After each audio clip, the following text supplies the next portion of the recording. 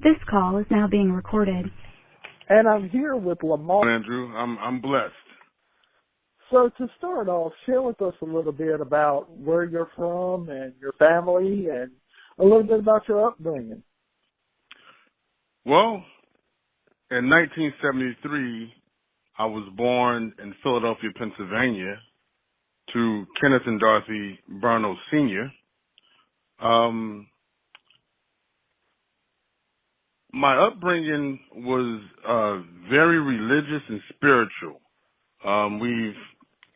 I have two brothers, Kenneth and Lamont, and we were brought up in, upper middle class area. And, my parents always, I can remember they always instilled in us to share. Always instilled in us to share. And if someone ever gave you something, don't say no, accept it, and you can always use it in some kind of form or fashion. But we had a loving household, and I can remember I think it was 5 years old. We had an Easter play at my church. Let me say my mom's church that we went to. And we were always participating in plays and anything that the church had, we had to attend to it. So I would say we had a very spiritual upbringing.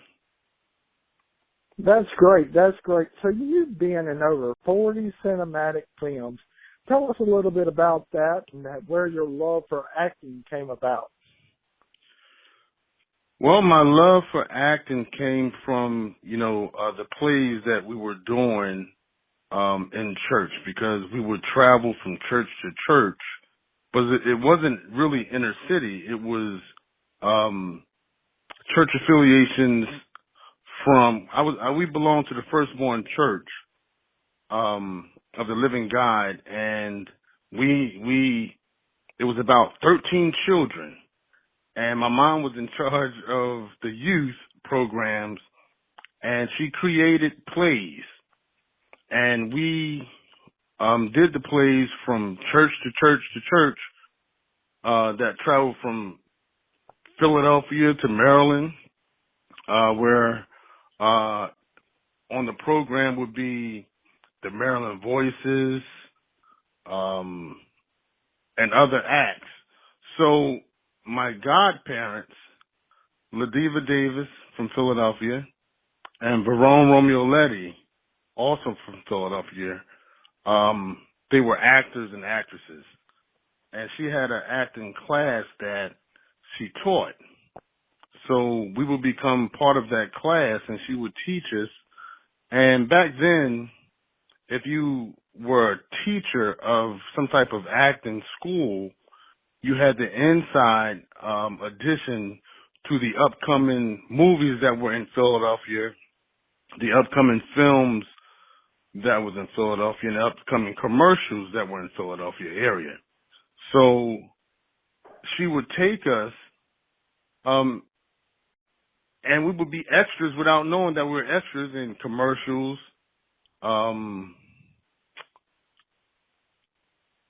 and different other avenues. But as we got older, my brothers and I, we branched off to do certain different things, and we all were in the martial arts. So my father said that we were coming up in a time that it was very racial, and things was happening in Philadelphia. And I know every child, would need some type of protection if you didn't have your siblings with you. So we were told to always travel in groups so that someone would be able to tell an adult if something happened. So as we were training in martial arts, my godfather, Verone Romeo-Letty, we call him Rome or Sifu, him and Ladiva would constantly go every week to some type of acting auditions. So he said, Lamar, I want you to come along with me. Today they're asking me, do I want to be a stunt coordinator, and I want you to be my assistant. I said, okay. So what I have to do? He said, just do as I say, do as I tell you, and we're going to teach people the stunt or the dangerous side of movies. I said, the dangerous side of movies? Okay, well, I mean, this should be an event for me. So the long and short of it, the movie was called Condition Red. It was filmed in Philadelphia. It was a prison love story. And I became not only an extra, one of the prisoners, but they allowed me to do assistant stunt coordination. His name was Michael Tandito. In the movie, his name was, well, he was I forgot what his name was, but either, he was the prison guard who fell in love with the female inmate, and I did all of his stunt coordinating. All of the things that he would have gotten hurt doing, I ended up doing. But, thankful enough, I didn't get hurt. So one movie, back then it was Mike Lemon. Mike Lemon's casting. My aunt had a very close relationship with Mike Lemon, and she would be called for everything that was happening in the Philadelphia, New York area. And one movie led to another, and I was in Fallen with Denzel Washington. I was a stunt coordinator or assistant stunt coordinator on the movie The Last Dragon with Time Lock and Vanity, and a host of other ones. And I got a principal role playing a Sergeant Cuffield, in the series called New York Undercover, where that forced my hand to join SAG and AFTRA, the Screen Actors Guild, and American Federation for Television and Radio Artists. Wow. So many may or may not know that you had some training in martial arts, which began a career for you as a bodyguard. Share with us a little bit about that. Yes. In 1988, yes, my brother was graduating from Creative and Performing Arts High School, and he brought a young man by the name of Wanye Morris from school, because Wanye, had a background that, Kenny felt like he wanted to take him under his wing. And Wanye lived with us for 3 months. And the time that he was with us, he was a vocal major also in the Creative and Performing Arts High School, and he was a freshman. And a friend of ours passed away, and we needed a singer. So he volunteered. He said, I'll sing. And he sang for the funeral. And I said, hey, man, you're going to be famous one day. He said, well, I don't know, but I promise if I get famous, I'll bring you in as one of my bodyguards, I said, okay, I would love that. And one thing led to another. He kept his word, and he's the strong singer that you hear on the group Boyz II Men today.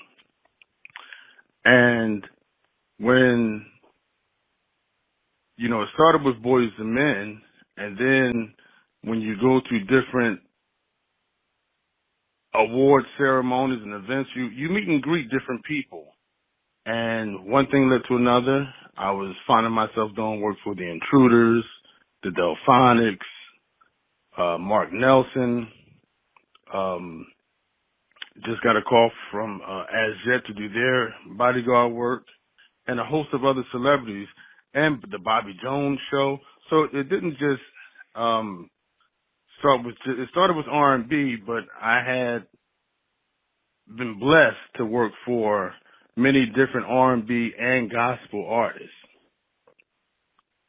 That's great. So share with us a little bit about OnPoint Executive Protection, which you are the CEO of, and how folks can get involved if they want you to be at their event. Well, after doing bodyguard work for many different artists and working as a contractor for different companies, I began searching, and I spoke to a couple of friends who had their own businesses. They said, look, Lamar, you need to open your own business. Start your own business. That way you can contract people to work for you. And I had my attorney, Leslie Davis, draw up some paperwork, and she incorporated my company in the state of Delaware. Back then, you didn't pay taxes on Delaware incorporations. So we started OnPoint Executive Protection, and I had the training at EPI, the Executive Protection Institute, and when I got certified, I started my company in 2003. So I had my military behind me, which I did 7 years. I did 3 years as airborne infantry and 4 years as a military police officer. I had my martial art training from Hung Gar Kung Fu, the Shaolin Temple, as well as the 13-star pattern ninjutsu. So I had over 25 years of martial arts under my belt. And I said, well, I have the connections, I have the charisma, and I'm this humble young man still searching and seeking for more in my life. And I started doing contracting guys to work for different artists. And the journey began there, didn't it?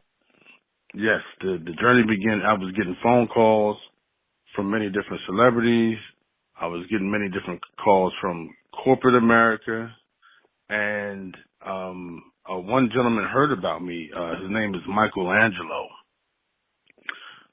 He owned different businesses, as well as he was well connected with different people such as the Gambino family, the Grazianos, and I met with them, and I had dinner at a restaurant in Jersey. He gave me an envelope, said, I would love for you to work with me. And I said, what would you like me to do? He said, look, I need a bodyguard. I said, okay. He said, this is for you. Think about it and call me in a week. I said, okay. So without looking in the envelope, I put the envelope in my pocket. I folded it and put it in my pocket. And I said, excuse me, I have to go to the restroom. Oh, he said, yeah, sure, man. Go ahead, brother. I went to the restroom and I opened the envelope. That's what we used to do back in the day. And it was a check for $7,000 with $3,000 cash. I said, wow, $10,000 just for me to think about it? I said, okay. I think this is something I love to do. I didn't give him an answer then. I knew right then I was going to say yes, but I wasn't so quick to jump. That was a Tuesday. The following Friday, I gave him a call and said, Mr. Angelo, after thinking about, your offer, I accept. And from that point on, I was traveling with the Grazianos, I was traveling with the Gambinos, and I was traveling with the Angelos, just strictly bodyguarding, strictly bodyguarding him wherever he went. And I found out I wasn't really doing anything but protecting him. And one thing led to another, that I had to have, at that time, someone run my company. And all the contracts that I got from my company, I would break him off with a percentage because he was running my company as I was traveling. And when I left from Mr. Angelo, I came back in the scene and I said, well, I might as well open a martial arts school. And it became, I opened my own Hung Guard Kung Fu Academy where I would teach different students. I would give to different organizations, needy organizations. I would help out the less fortunate. I would go into the hood of Philadelphia. It was North Philly then, to the project area, and I would give turkeys and I would give gifts to, bags of clothes to some of the less fortunate moms for their children. And I had a requirement for all my students that they would have to maintain a B average. So, I used what was instilled in me and passed it on. And in 1993, when I had my daughter, Alexis, it really changed my life because I couldn't travel as much. I didn't want to travel as much because I had a baby, a newborn baby. So I had to, buckle down and, live and be a father.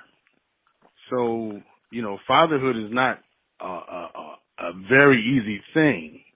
You find yourself in situations that now you have a mouth to feed. Now you have to get insurance for your daughter. You got to get a house for you and your daughter because you don't want to stay under your parents' roof.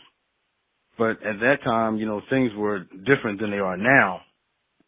So I thank God for the support that I had from my parents because they helped me raise my daughter. And because I, stopped going to churches because of my busy schedule, my mom would take her to church every Sunday.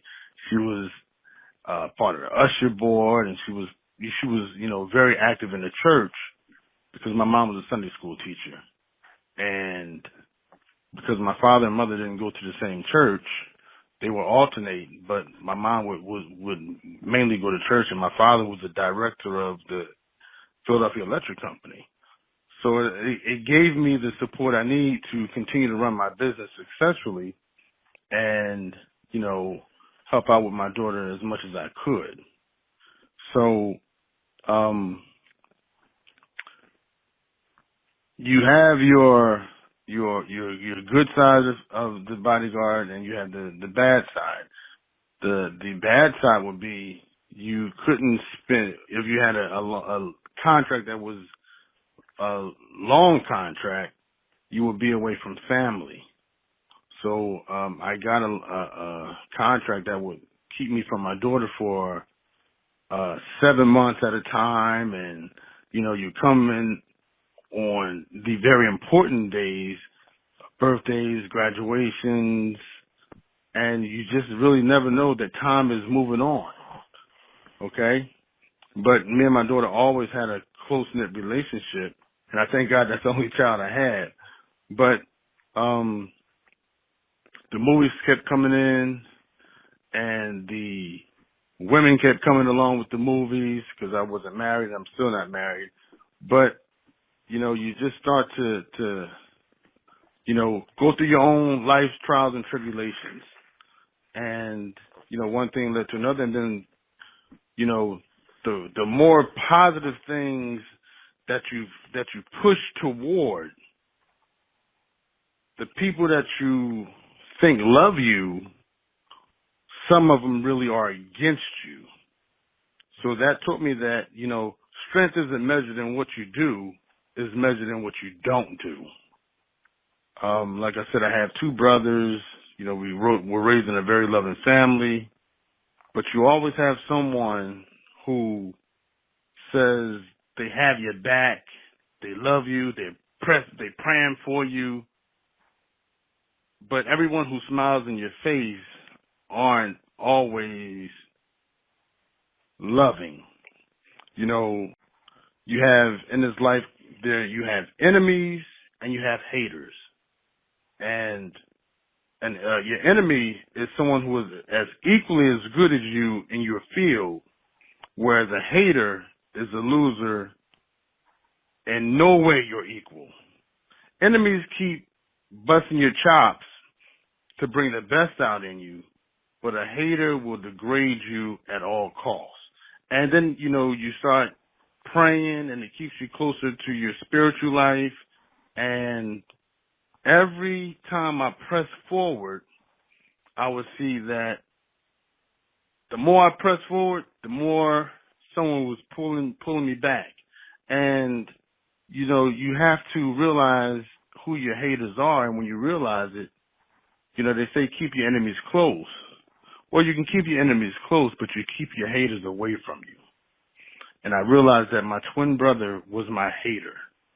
The more I did things positive, the more he was doing things to cut me down the back, lie on me, whether it was for positions and jobs, whether it was career decisions, whether it was me getting contracts with different celebrities, some kind of way, because he was always around, he would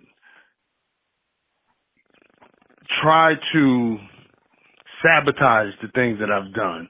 And, he's done this now 25 years and still counting. But you know what? You always press forward because your only true enemy is within. When you realize that it consists of man against nature, man against man, and man against himself. When you can devour those three enemies, there's nothing that you can't accomplish in this world. And I'm glad I'm doing this interview because there are people out there who are going through things. People are committing suicide because they thought that people love them that really don't. And my message to the world is keep pressing forward, because God didn't bring you to the point you are to let you fail. Yeah, you might have some stumbling blocks. Yeah, you might have some setbacks, but a setback is a reason for a comeback. So I'm glad that you reached out to me and asked me to do this interview.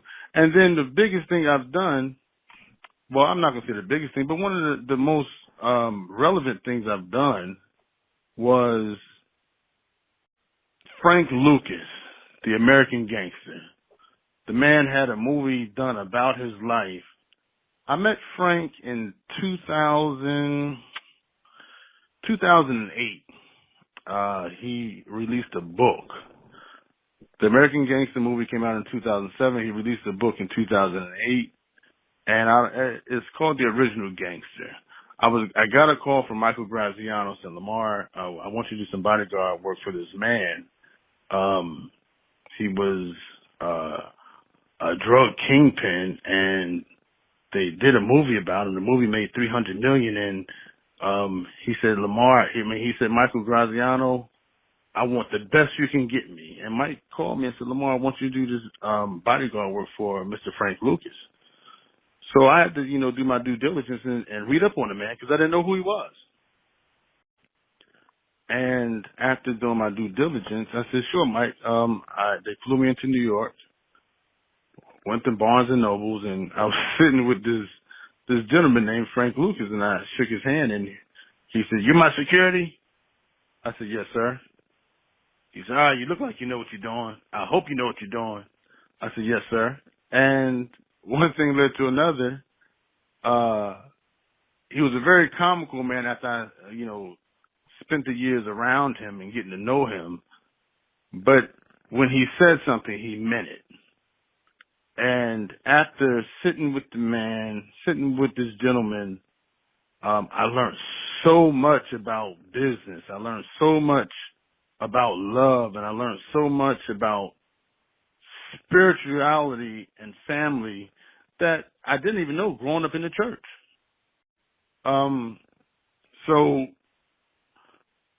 Mike Graziano said, Lamar, I have other things that I have to do, so would you mind managing Mr. Frank Lucas' career? That was in 2013. I said, no, I don't mind. I don't mind at all.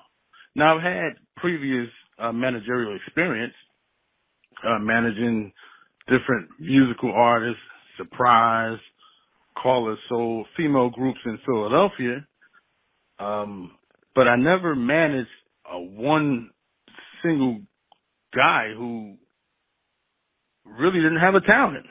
He just had a book that was out that,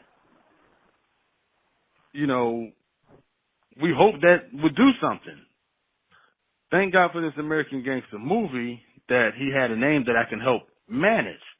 So I managed and I got him, you know, different motivational speaking jobs, and we did one December of 2014 at Empowerment Temple under the direction of Pastor Jamal Bryant, and the people who tuned in, it was called An Evening with Mr. Frank Lucas, Sr., and it was over 100,000 people who tuned in. And that made me really realize that this man has a fan base of people who really wants to know who he is. So because I knew a gentleman who was more creative and knew more about managing single artists, I reached out to him and I asked him, Mr. Damascene Pierre Paul Jr., I said, Dom, look, I need some help. He said, what's up, brother? What you need? I said, I need help managing Frank Lucas. He said, Frank Lucas. Why does that name ring a bell? And I told him the American Gangster. He said, okay, Lamar, look, I'm going to call you. Give me a few days and I'll call you and we see what we can do. So his secretary, Stephanie, reached out to me and said, Lamar, Dom said he'll do it. Dada said he'll do it. I said, great. I said, hook us up with a call. So one thing led to another, and we were getting other movies from Mr. Lucas. We were working on a movie called Blue Magic at the time of his death. He passed away last year, May 30th of 2019. And, you know, one thing led to the next, that, you know, now we have different productions ringing our phones and calling us. So, you know, one thing led to another. Here I am sitting in my office. Now I'm not in Philadelphia any longer. I'm in North Carolina. And I get a phone call from a friend of mine. And she said, Lamar, I want you to speak to these gentlemen because they have a music organization, an artist organization, and they're trying to get some artists. I said, okay, you can contact me or have them contact me. And she said, okay, no problem. She said, I wanted to make sure it was okay to give your number out. I said, absolutely. So I get a phone call from Mr. David L. Cook and Mr. Niles Bundy. They were looking to reach Boyz II Men to have them either perform or host for their event. I said, okay, I no longer work with Boyz II Men, but I'm road managing for the co-founder of the group, Mark Nelson. So I reached out to Mark, and, you know, we got the right contact person, and that hasn't come to fruition yet, but their name is still being circled around because they were due for a European tour. So after learning about what the Artists Music Guild does, I said, okay. Niles and David Cook, they kept in contact with me, and we would, you know, brainstorm, and they became brothers of another mother to me, and they wanted me to become part of the guild because of my connections, because of my background, and because I don't stop until I get whatever the accomplishment is done. So Niles and I because David runs his own businesses. Niles and I would be on the phone for hours reaching out to different artists. And last year was my first time going to the Artists Music Guild event, their show. And it was a success. They had Montel Jordan, CeCe Peniston, Skip Martin from Kool and the Gang, all being honored. I forgot the young lady who sings.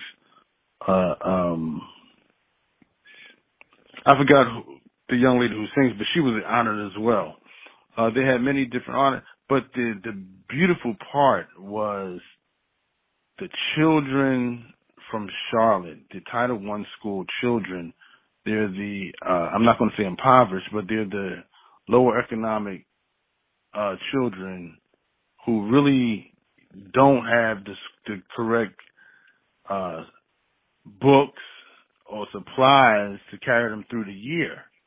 To see them glorifying different artists who they probably would never see, and to have them smile and ask so many questions, and to see them perform with Skip Martin and Montel Jordan on the stage, it was just uplifting. I said, now, Mr. Cook, I have to be a part of this. You know, now I can see exactly what the Guild is all about.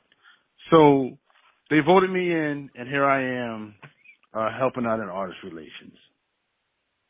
That is great. So share with us a little bit about the Gambinos and Grazianos for people who may not know about them. The Gambino family is John Gotti and his crew. They were, I don't like to say racketeers, they were mobsters who ran the state of New Jersey. The Grazianos is another family who ran part of New Jersey. The Angelos is another family that ran part of New Jersey. But they would take part of North Jersey and divide it amongst Atlantic City, Union, and other parts of New Jersey. But one thing about it, they respected one another. The families could be in the same location, and they would respect one another. And what you will never see is an Italian hire a black man. So when I got the call to work for the different organizations because of my skill set, I was flabbergasted and I was honored, because you'll never see that. You'll never see a black man working for an Italian at that capacity. So I've been blessed. When you conquer the naysayers and the haters, and you live your life for you, your children, and God, you allow him to guide you, and just know that he won't put you anywhere that you can't have the right help that you need. So in 2009, you were honored by all of the New Jersey U.S. senators, mayor, and the governor. Share with us a little bit about that. Yes, in 2009, what happened was I was at a wedding in Atlantic City, New Jersey. And this was after I had already been the Eastern Director for the Guardian Angels. So I was well known in New Jersey. But I was at a wedding. And oddly enough, I never, ever walked the boardwalk. Two reasons. One, I don't like seagulls. And seagulls and pigeons, they are very territorial. When someone's eating, walking on the boardwalk, they don't care where they do their business at, and they don't care who they swoop down and hit. So I didn't really never walking the boardwalk. But I was with a lady friend, and she said she had never been to Atlantic City, and she wanted to walk the boardwalk. So me being the guy that I am, I honored her wishes. Went out on the boardwalk, and we were walking past Showboat, that's the very first casino all the way down. And I got to the point that I was right in front of the Taj Mahal, and she was looking at how beautiful the Taj Mahal building, the casino was. And we heard some yelling. And I look around, it's a bunch of people standing around, and I hear a lady say, my baby, she's drowning. So I walk toward the sand, and I see people looking at the water, but then I don't see anyone who's going in. So I started, getting my jog on.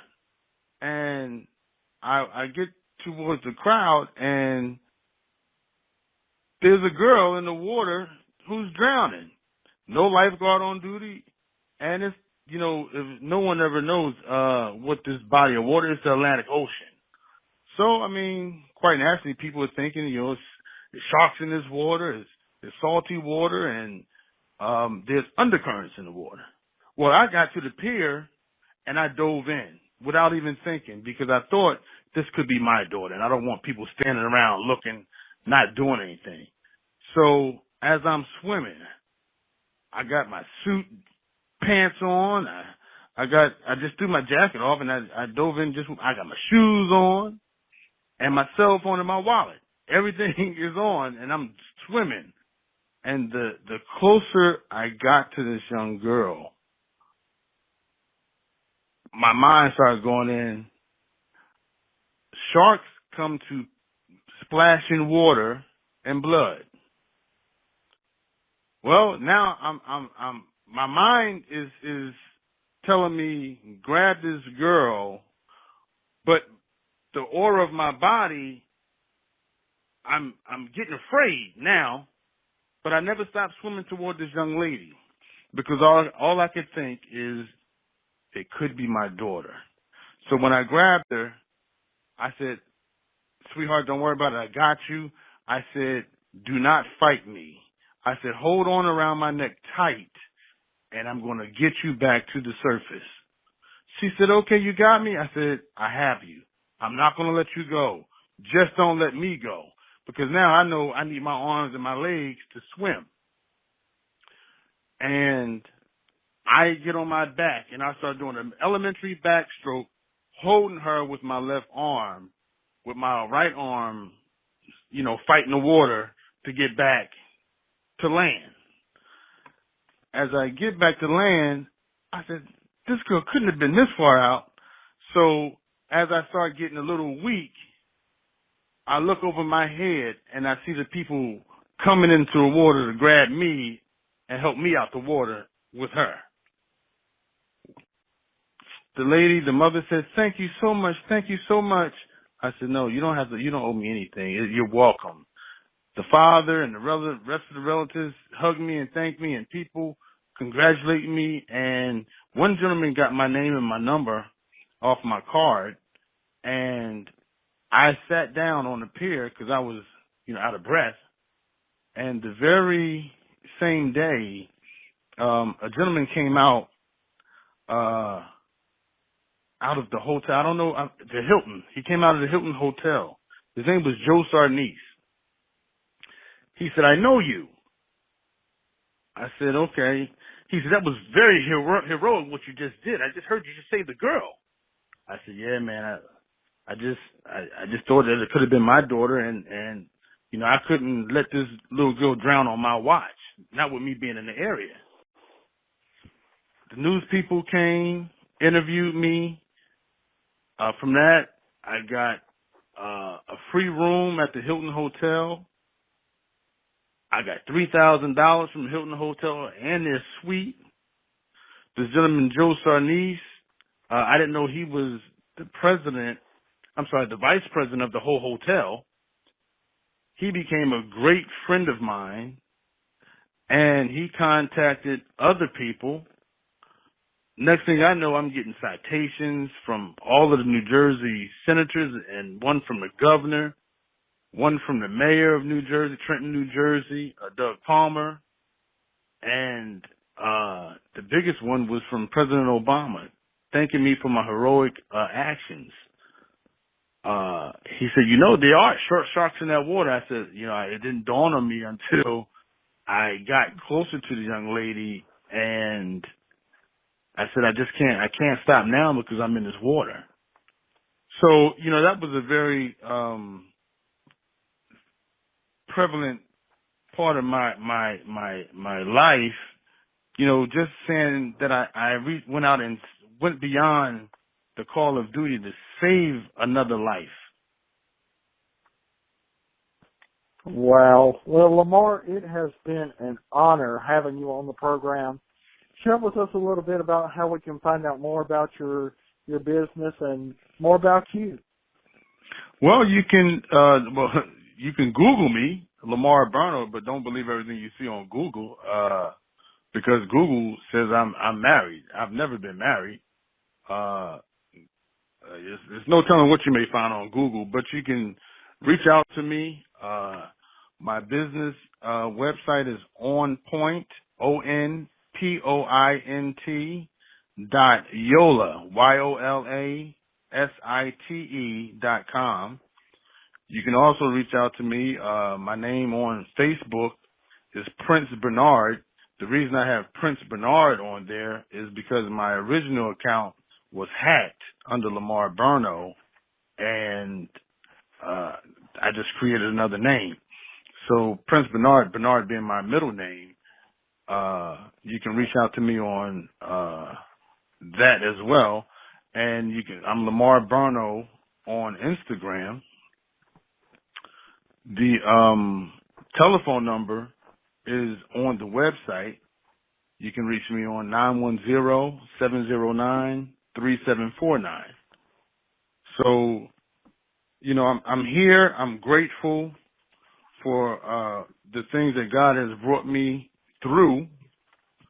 I'm here because God has a duty for me to protect, serve, and save.